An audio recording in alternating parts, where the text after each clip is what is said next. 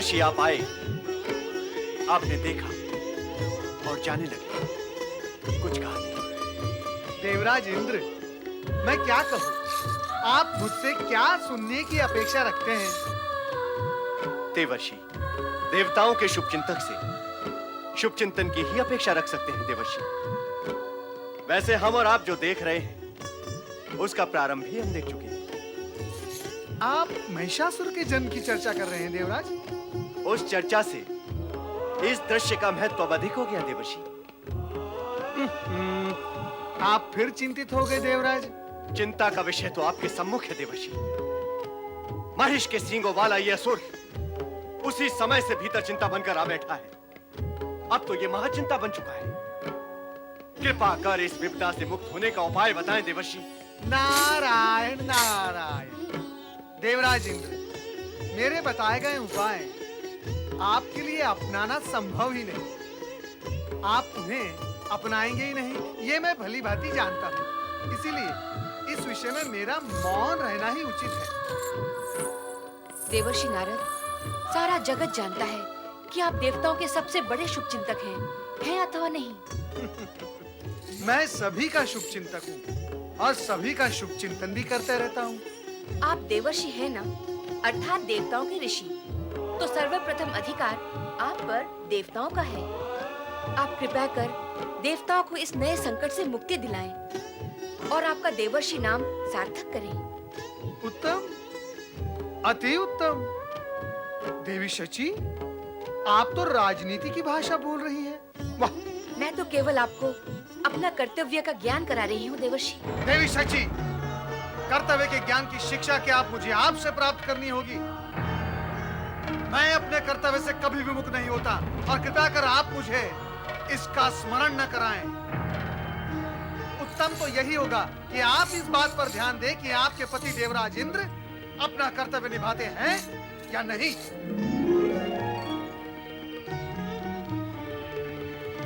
स्वामी, दुखी ना हो देवी शची, दुखी ना हो।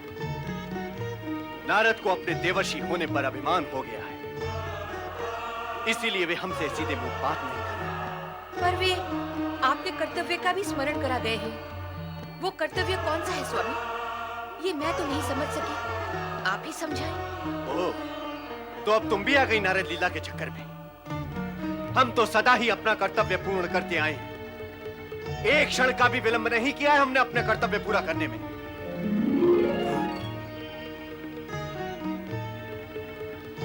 अचानक देवराज कहाँ चले गए? मुझे कैसे ज्ञात होगा कहाँ चले गए? आप ही पता लगाइए।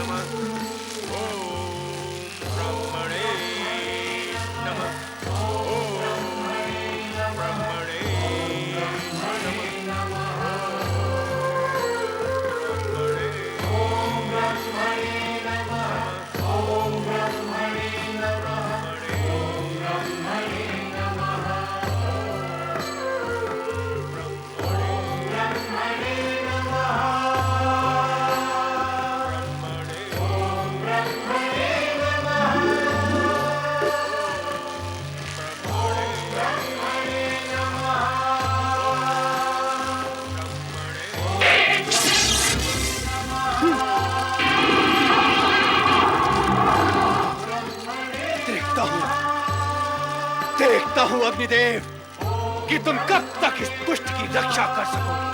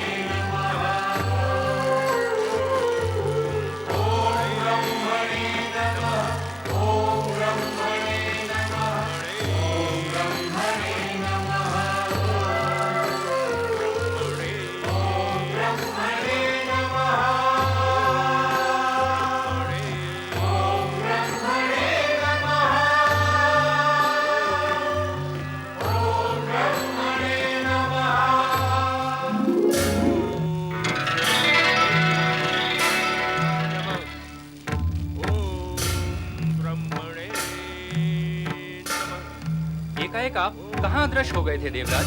और नाग का रूप आपने क्यों धारण किया? क्या आप देख नहीं रहे हैं कि जब तब के प्रभाव से हमारा शत्रु अजय होता जा रहा है? हमारे सारे प्रहार व्यर्थ सिद्ध हो रहे हैं। यदि आप हमारी सहायता करना ही चाहते हैं तो तुरंत अपनी दिव्य शक्तियों का प्रयोग करें। आप दोनों क्या विचार कर रहे हैं? अपनी दिव्य शक्तियों का प्रयोग क्यों नहीं करते? शक्ति का प्रयोग करें और शीघ्र ही महिषासुर को समाप्त करें। आप दोनों बोलते क्यों नहीं? क्या विचार कर रहे हैं? देवराज, विचार केवल इतना ही है, जब आपकी शक्ति का महिषासुर पर प्रभाव नहीं हुआ तो ऐसे में क्या हमारी दिव्य शक्ति उसे विचलित कर सकेंगी? हाँ देवराज, जब आप उस पर विजय पाने में असमर्थ रहे तो क्या वो हमारे वश में आएगा? क्यों नहीं आएगा? क्या आपकी और हमारी शक्तियों में अंतर नहीं है? अब आप दोनों यहाँ खड़े खड़े प्रश्न उत्तर ही करते रहेंगे अथवा हमारी सहायता भी करेंगे? तनिक प्रयत्न करें। आपकी आज्ञा मानकर हम प्रयत्न भी कर लेते हैं देवराज।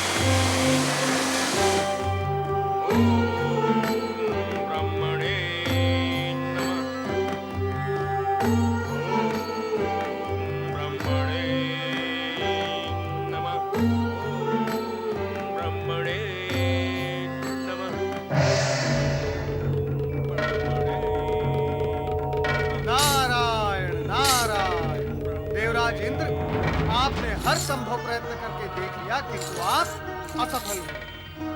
और मैं अब आपसे यह भी स्पष्ट कर दूं कि आपकी सारी चेष्टाएं व्यर्थ सिद्ध होंगी। आपके प्रत्येक प्रहार के पश्चात महिषासुर और भी अधिक बलवान होता चला जाएगा। तो फिर हम क्या करें देवर्षि? हाथ पे हाथ रख के बैठे रहे? अपने शत्रु को बलवान होने दें ताकि समय आने पर वो हमें नष्ट कर दे? आपसे सहायता के लिए कहा तो आप तो मुंह मोड़कर चले गए। आप ना तो हमारी सहायता करते हैं और ना हमें कुछ करने देते हैं। तो फिर हम करें तो क्या करें? देवराज, आपका शत्रु जिसे आप नष्ट करना चाहते हैं वो इस समय क्या कर रहा है? क्या कर रहा है? ये आप भी देख रहे हैं और हम भी देख रहे हैं कि वो कठोर तपस्या कर रहा है।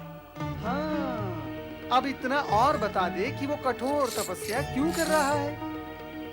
तीनों लोगों पर अपना अधिकार स्थापित करने के लिए, हमसे स्वर्ग हरण के लिए और देवता और मानवों पर अत्याचार करने के लिए। और अब आप ये भी जानते हैं कि उसे ये सब करने के लिए परमपिता ब्रह्मा जी का वरदान चाहिए और कठोर तपस्या के बल पर वो वरदान प्राप्त भी कर लेगा। अवश्य कर लेगा देवर्षि, अवश्य कर लेगा, क्योंकि आज तक ऐसा हुआ ही नहीं है कि किसी दानव ने अपनी तपस्या पूर्ण की हो और उसे ब्रह्मदेव का वरदान प्राप्त ना हुआ। बस बस बस बस बस बस बस। मेरा अंतिम प्रश्न, देवराज, मेरा अंतिम प्रश्न आपसे यह है कि एक दानव कठोर तपस्या करके परमपिता ब्रह्मा जी से वरदान प्राप्त कर सकता है और उस वरदानी शक्ति से हरण, हत्या, अनाचार, अत्याचार कर सकता है। फिर आपके साथ कौन सी विवशता है? आप स्वर्गाधिपति होकर भी परमपिता ब्रह्मा जी अथवा भगवान भोलेनाथ की कठोर तपस्या करके उनसे वरदान नहीं प्राप्त कर सकते? उस वरदानी शक्ति से स्वयं की रक्षा नहीं कर सकते? शक्ति संचित करके महिषासुर को पराजित नहीं कर सकते? बताएं देवराज, बताएं आपके साथ कौन सी विवशता है? विचार करें आप देवराज।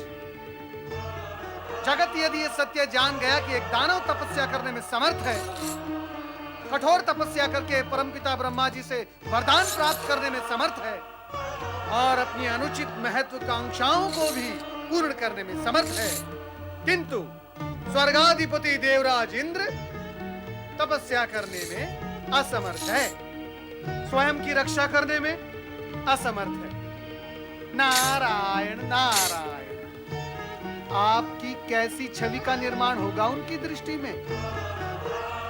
इसका भी कभी विचार किया है आपने? आप मौन क्यों हैं? मेरे प्रश्न का उत्तर दे देवराज। क्या आपका मौन इस सत्य की स्वीकृति है कि दानव देवताओं से अधिक शक्तिशाली, समर्थ और श्रेष्ठ है? नहीं, ऐसा नहीं है देवर्षि। तो क्या दानव देवताओं की अपेक्षा अधिक सक्रिय हैं, परिश्रमी हैं, तपस्या करने में समर्थ हैं? ऐसा भी नहीं है देवर्षि। तो फिर कैसा है देवराज, कैसा है? आपने अभी तक तपस्या आरंभ क्यों नहीं की? आप महिषासुर की कठोर तपस्या से भयभीत होकर अनुचित व्यवहार तो करने लगे, किंतु उससे भी अधिक कठोर तपस्या करके स्वयं को उससे अधिक शक्तिशाली बनाने का कार्य आपने नहीं किया। क्यों नहीं किया देवराज? आप यदि स्वयं को और स्वर्ग को सुरक्षित रखना चाहते हैं तो महिषासुर से भी अधिक कठोर तपस्या करें और परमपिता ब्रह्मा जी, भगवान भोलेनाथ और श्री हरि विष्णु को प्रसन्न करें। इसके अतिरिक्त आपकी सुरक्षा का अन्य कोई उपाय नहीं है देवराज। नारायण नारायण। देखा आपने, देवर्षि नारद हमें तपस्या में संलग्न करके निष्क्रिय कर देना चाहते हैं। उधर हम तपस्या करते रहेंगे और इधर महिषासुर ब्रह्मा जी से वरदान प्राप्त कर हमारे स्वर्ग पर अधिकार प्राप्त कर लेगा। पता नहीं क्यों देवताओं के हित चिंतक देवर्षि देवताओं का अहित विचारने लगे। अर्थात आप तपस्या नहीं करेंगे? नहीं, हम ये मूर्खता कदापि नहीं करेंगे।